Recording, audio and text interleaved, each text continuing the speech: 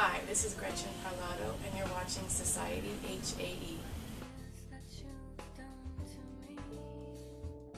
Well, I think if I just chose one word, it would be freedom.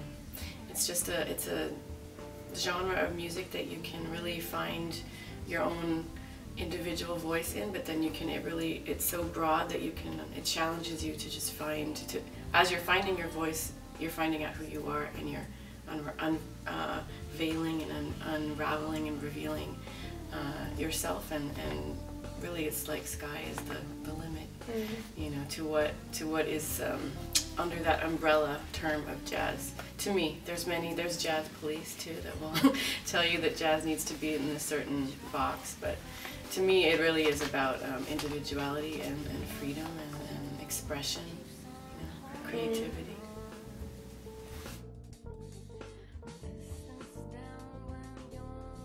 Oh wow. Well, I had a very special childhood with art. It was really every day. It would be difficult to choose one memory because I was born into an artistic family. So everybody, both parents, grandparents, aunts and uncles, my sister, everybody is an artist. So I learned really early that art is part of every day, and it's something that people can choose to be their career, or maybe it chooses you. And it's, you know, as long as you found your passion and you love what you do, it's a valid profession. It's not success in the arts doesn't necessarily mean that you're making, you know, a bunch of money. The success isn't measured by money, but by how happy you are, you know. Getting enough sleep, maybe. I get asked this question a lot, and to me, I don't feel like it's my role to find some really dark and heavy challenge, because really we live our lives doing what we love to do, and we perform and we record, and we're, you know, educating and you know, teaching and receiving all the time, and we do what we love to do, and we travel all over the world, and I have a very happy, fulfilled life. So I don't, you know, the challenge really, it's the little things. Maybe it's just finding that balance, because it is such a kind of, it's not a very grounded profession compared to someone that has like their everyday, and they know when they're going to work, and they know when they're going to be home, and they know when they're going to sleep, and you know. So it's really, it's maybe, if that could be the only thing that would be at all a challenge. Well, I grew up in Los Angeles, and it's an early memory of without even having been to this club, is this T-shirt that everyone in my family had, because it's from a club in Los Angeles called the Baked Potato. And the T-shirt was like a cartoon of a potato, and it was kind of this little like funny thing. So as a child, I remember my dad had a shirt, my mom, my sister, me.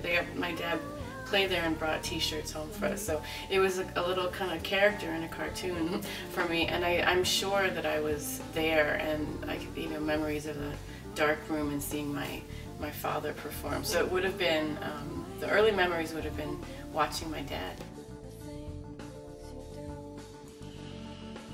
Just this morning I was listening to Kim Burrell, to the Love album, and the first two tracks, I've listened to the whole thing, but I keep going back to those first two. So lately those have been in my head, and just kind of being in awe of her everything, you know, her voice, her tone, and every little run, and trying to go back and wait, did she really do that? How is that even possible? So you know, a voice like that is, especially, I know I was listening just this morning, and it's what a voice to just kind of wake up to, and you know, it does kind of slap you in the face in a really good way. She's incredible. And I'm not even a religious person. I didn't grow up in church. It shows how powerful, you know, gospel music in general, but especially her voice, because to me it's I'm not completely connecting to the religious aspect, but just the musical one.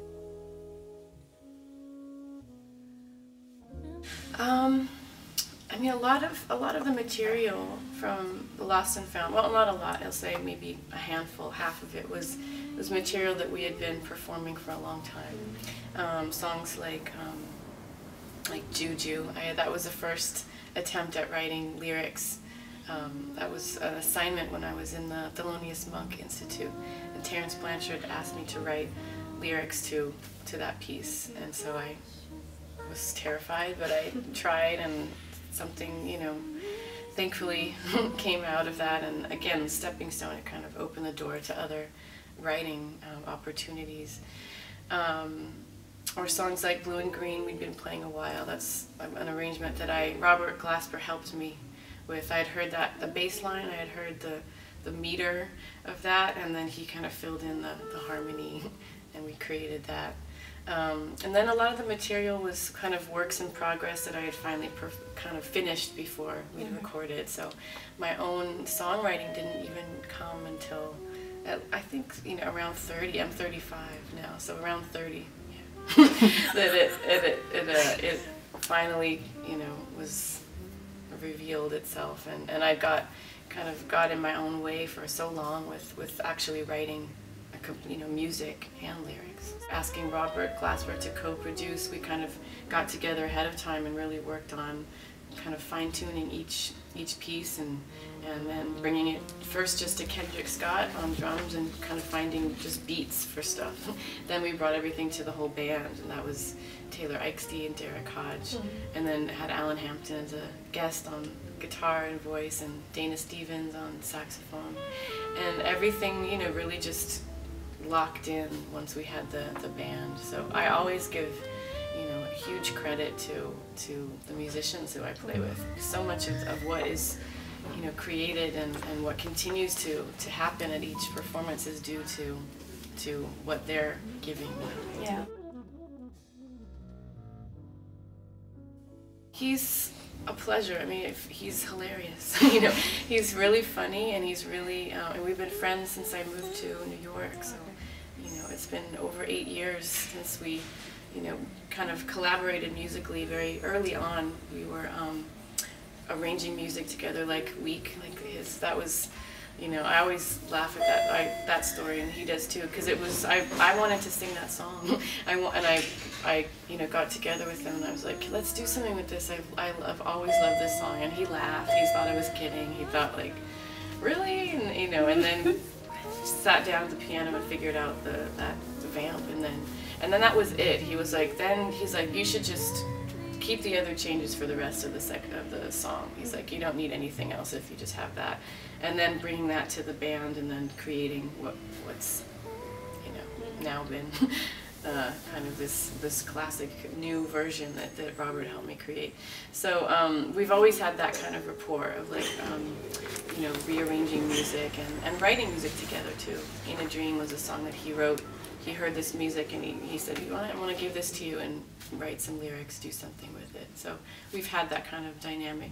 So when I thought of recording the Lost and Found and having another ear, is kind of the way I would define a co-producer, is really someone that is another ear for you in the studio to listen to the music, to hear it, even in the studio and before, you know, all of that pre-production stuff. But just somebody that knows my vision, that understands it, and that can embrace it, but also push it and challenge, you know, the music, and challenge me. Someone that knows my voice, and, you know, what I'm capable of, and how to bring that out, and knowing where I shouldn't go. You know, I think that's, it sounds funny to say, but I think that's important, you know, because there's things that people should just, you can just hear, like, oh, that's your thing, just do that, and don't worry about anything, you know, trying to do anything else. So Robert was the first thought of someone that would be just perfect. That side of me has always been there, and I've always been trying to, I mean, I continue to still figure out, how do I combine these two worlds, because they are very, very different, and really a lot of what I do in jazz is very, you know, serious and kind of straight and passionate, and it's not this big joke, you know. But there's a twist to it, and I think that there's humor in our lives, and even in our tragedy. Like this character, Helen Mackenzie, is really a ridiculously kind of sad, pathetic, tragic character, but it's just funny, and it's also just my way of kind of poking fun and laughing at things that are actually kind of, you know, they're heavy, you know, and it's like making fun of myself. It's making fun of how people might critique me, how they have critiqued me. So that's my little twist. And the other video, this Taylor XD who's playing piano with me here is he's an amazing human being, musically and just as a person, and he's so funny.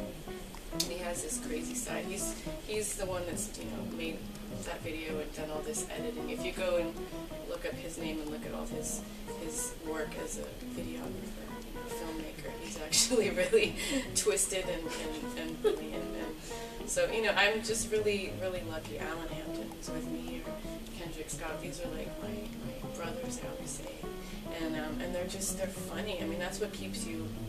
This is kind of tying everything in when you talk about the challenges of this profession, is that feeling that you're just always going and going and not grounded. What does keep you grounded is having, you know, people who you love to be with you when you're traveling all over the world and losing sleep and doing a show and then waking up and going on an airplane again. You know, it's just, so I'm so thankful to have the kind of rapport